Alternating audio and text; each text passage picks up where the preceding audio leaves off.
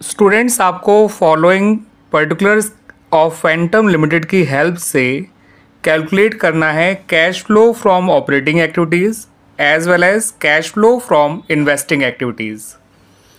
आपको बच्चों इन्फॉर्मेशन कुछ इस तरह से दे रखी है। प्लांट एंड मशीनरी जिसकी कॉस्ट प्राइस करंट ईयर में है 4 लाख, प्रीवियस ईयर में है 4,20,000। एक्यूमुलेटेड डेप्रिसिएशन करंट ईयर में 1,30,000, प्रीवियस ईयर में 1,10,000। गुडविल करंट ईयर में 70,000, प्रीवियस ईयर में 90,000। Inventory 20,000, 10,000। Trade payable 15,000, 25,000। Provision for tax 30,000 और 20,000। ठीक है बच्चों। Balancing statement of profit loss current year में 1 लाख पॉजिटिव, प्रीवियस ईयर में 90,000 नेगेटिव। और एडिशनल इंफॉर्मेशन में आपसे कहा है कि ड्यूरिंग द ईयर 23-24 एक मशीन जिसकी बुक वैल्यू तो है ₹50,000, उस पर अब तक डेप्रिसिएशन लग चुका है ₹20,000। उसका एक्यूमुलेटेड डेप्रिसिएशन ₹20,000 है। इसको 6,000 के लॉस पे बेचा गया है। और अगली इंफॉर्मेशन में कहा है कि जो कंपनी है उसने प्रपोज किया था dividend of ₹30,000 and ₹45,000 for the year ended 31 March 2023 and 2024। ठीक है बच्चों। तो पहले मैं एडिशनल इन्फॉर्मेशन को आपको ढंग से एक्सप्लेन करता हूं बच्चों। आपको इसके लिए एक मशीनरी अकाउंट बनाना होगा और दूसरा बनाना होगा accumulated depreciation account. Machinery account से आपको जो है मशीन की सही परचेज मिल जाएगी। ठीक है बच्चों। और जो प्रपोज डिविडेंड आप और जो आप एक्यूमुलेटेड डेप्रिसिएशन अकाउंट बनाएंगे उससे आपको depreciation charge during the year मिल जाएगा। ठीक है। मशीनरी की परचेज और सेल तो आप लिख देंगे इन्वेस्टिंग एक्टिविटीज़ में, और मशीन का जो लॉस है और जो depreciation charge during the year on machinery है वो जाएंगे ऑपरेटिंग एक्टिविटीज़ में। ठीक है बच्चों। तो वो 2 अकाउंट पहले बनाएंगे आप लोग। मशीनरी की परचेज और sale, depreciation charge during the year और गेन और लॉस जो भी है वो खैर लॉस दे रखा है आपको, ये आपके ऑपरेटिंग और इन्वेस्टिंग एक्टिविटीज़ में जाएंगे। प्रपोज डिविडेंड के लिए आपको ये अकाउंट नहीं बनाना, बस इतना ध्यान रखिएगा कि आपको प्रीवियस ईयर वाले प्रपोज डिविडेंड को लेना है और इसे आप ऑपरेटिंग एक्टिविटीज़ के स्टार्टिंग में ही प्लस कर देंगे टू द प्रॉफिट। ठीक है बच्चों। आइए अब पहले अकाउंट बना लेते हैं मशीनरी और एक्यूमुलेटेड डेप्रिसिएशन का, फिर हम अपनी ऑपरेटिंग और इन्वेस्टिंग एक्टिविटीज़ बना लेंगे। तो बच्चों जब आप मशीनरी अकाउंट बनाएंगे तो मशीन का प्रीवियस ईयर बैलेंस यहाँ लिखिएगा, to balance brought down 4,20,000। Current year balance यहाँ लिखिए, by balance carried down ₹4 lakh. फिर नीचे जो लिखा है ना बच्चों की मशीन जिसकी बुक वैल्यू 50,000 है, तो एक्यूमुलेटेड डेप्रिसिएशन जो 20,000 दे रखा है उसे माइनस मत करिएगा बुक वैल्यू में से, क्योंकि वो ऑलरेडी बुक वैल्यू दे रखी है जो कॉस्ट में से एक्यूमुलेटेड डेप्रिसिएशन हटा के आती है। तो ऑलरेडी इसमें से एक्यूमुलेटेड डेप्रिसिएशन हटाया हुआ है, कॉस्ट में से आपको बुक वैल्यू दे रखी है। बुक वैल्यू में से सीधा सीधा लॉस को माइनस कर दीजिए 50,000 में से 6,000 को, तो 44,000 की सेल आ जाएगी मशीनरी की, जिसे आप लिखेंगे बाय बैंक अकाउंट 44,000। और जो लॉस हुआ है उसे लिखिए by statement of profit loss ₹6,000। और जो accumulated depreciation of the sold machinery है उसको लिखिए बाय एक्यूमुलेटेड डेप्रिसिएशन अकाउंट 20,000। ठीक है बच्चों। तो 4 lakh closing balance, 4,20,000 opening balance, accumulated dep 20,000, sale आई है 44,000, बुक वैल्यू में से लॉस को माइनस करके, और लॉस भी आपको क्रेडिट साइड में लिखना है। ये 50 आ जाएगा, ये 4,70,000 ये आ गया। वो साइड केवल 4,20,000 है। तो जो बैलेंसिंग फिगर है वो मशीनरी की परचेज ही होगा और कुछ हो नहीं सकता। ठीक है बच्चों। तो बैलेंसिंग फिगर जो निकल कर आया that is purchase of machinery, क्योंकि डेबिट साइड में एक तो ओपनिंग बैलेंस आया करता है, एक gain on sale of machinery आ सकता है और एक परचेज। अब लॉस हो गया मशीनरी की सेल पे तो गेन तो हो नहीं सकता, बैलेंसिंग फिगर लिखा हुआ है तो ये परचेज ही होगा और कुछ हो ही नहीं सकता। एक्यूमुलेटेड डेप्रिसिएशन अकाउंट जब बनाएंगे तो उसका ओपनिंग बैलेंस यहाँ लिखिए, प्रीवियस ईयर बैलेंस यानी वो दे रखा है ₹1,10,000। करंट ईयर बैलेंस यहाँ लिखिए, टू बैलेंस कैरेट डाउन 1,30,000। जिस मशीन को बेचा था उसके एक्यूमुलेटेड डेप्रिसिएशन को यहाँ लिखिए 20,000। इन्हें जोड़ लीजिए और इसे माइनस कर दीजिए ओपनिंग बैलेंस को, आपको depreciation charge during the year मिल जाएगा 40,000। जो आप ऑपरेटिंग एक्टिविटीज़ में शो करेंगे ना बच्चों डेप्रिसिएशन, ये ₹40,000 वही डेप्रिसिएशन है। ठीक है बच्चों, आइए अब बना लेते हैं cash flow from operating activities. तो यहाँ पे हेडिंग डालेंगे cash flow from operating activities, आप पूरा लिखिएगा। ठीक है बच्चों, और शुरुआत करिए प्रॉफिट से।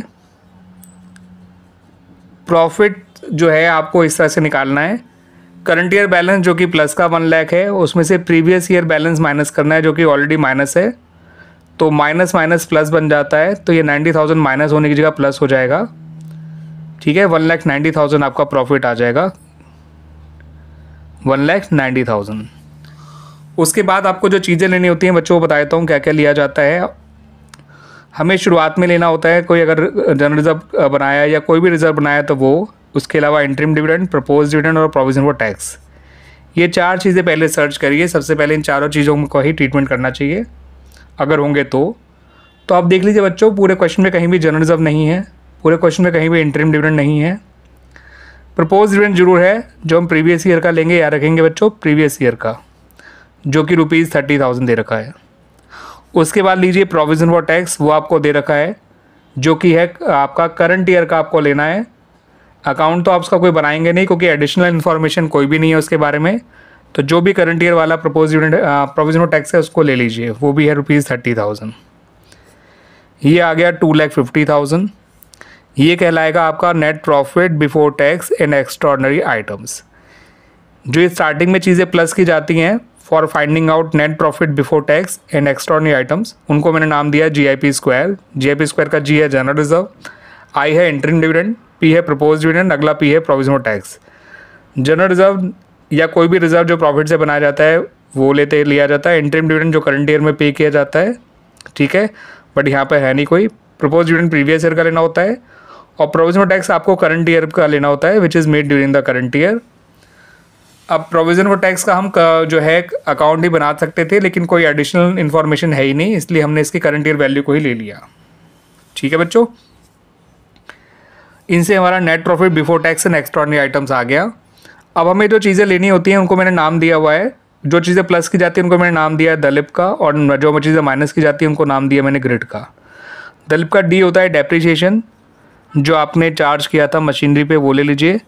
A से होता है अमोर्टाइजेशन, जो कि इंटेंजिबल एसेट का होता है। आप उसके लिए अपनी गुडविल चेक कर सकते हैं, गुडविल अमोर्टाइज हो रही है। ठीक है बच्चों, आप लिख लीजिएगा पूरा, और गुडविल अमोर्टाइज हो रही है 20,000।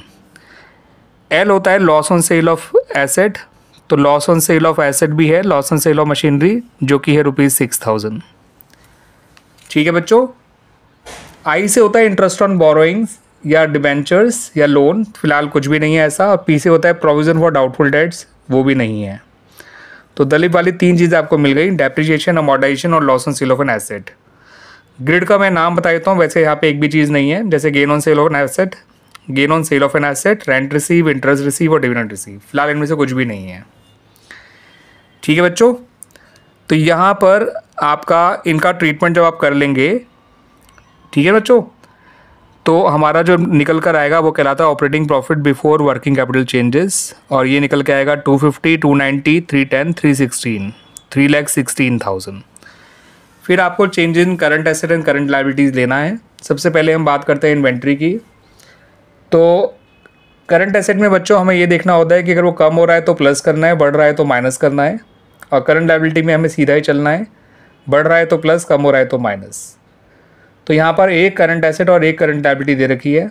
करंट एसेट के नाम पे आपको इन्वेंट्री दे रखा है जो बढ़ रही है, और एसेट का बढ़ना माइनस किया जाता है, याद रखना बच्चों। इन्वेंट्री का इंक्रीज़ आप माइनस करेंगे, इन्वेंट्री इंक्रीज़ हो रही है 10,000। उसके अलावा आपको ट्रेड पेबल दे रखा है। करंट लायबिलिटी में सीधा सीधा चलते हैं, बढ़ेगा तो प्लस, कम होगा तो माइनस। फिलहाल वो कम हो रहा है तो वो भी आपका माइनस ही किया जाएगा, जो कि है ₹10,000। इन दोनों को माइनस करेंगे, 316 में से 20 माइनस करेंगे तो आएगा बच्चों 2,96,000। ये कहलाएगा कैश जनरेटेड फ्रॉम ऑपरेशंस। फिर आपको जब बच्चों जो लास्ट में प्रीवियस ईयर टैक्स दे रखा है उसको टैक्स पेड के नाम से माइनस कर दीजिए, याद रखिएगा बच्चों प्रीवियस ईयर वाला, और वो है ₹20,000। तो फाइनल आंसर आएगा 2,76,000। ये आपका ऑपरेटिंग एक्टिविटीज़ का आंसर है। ठीक है बच्चों, आइए अब बात कर लेते हैं इन्वेस्टिंग की। तो बच्चों cash flow from investing activities आप पूरा लिख लीजिएगा नाम, उसके अंदर आपको केवल मशीन का परचेज और सेल ही लिखना है और कुछ भी नहीं है जो इसमें आए, कोई और कुछ दे ही नहीं रखा आपको बैलेंसेज में। तो मशीनरी में आपने परचेज़ करा था एक तो ₹50,000 का, तो परचेज ऑफ मशीनरी की वजह से कैश का आउटफ्लो होता है, इसलिए 50,000 को आप माइनस पे लेंगे। एक आपने मशीनरी की सेल करी है 44,000 की, उसको ले लीजिएगा एज ए प्लस आइटम, क्योंकि उसकी वजह से कैश का इनफ्लो हुआ होगा। तो इसका नेट रिजल्ट आपका नेगेटिव आ गया। Cash used in investing activities. Operating वाले आंसर क्या आ गया, अब लिख दीजिएगा बच्चों cash flow from operating activities या cash inflow from operating activities, because वो आंसर पॉजिटिव निकल कर आया था। ठीक है बच्चों, क्लियर हो गया ये आपका क्वेश्चन पूरा।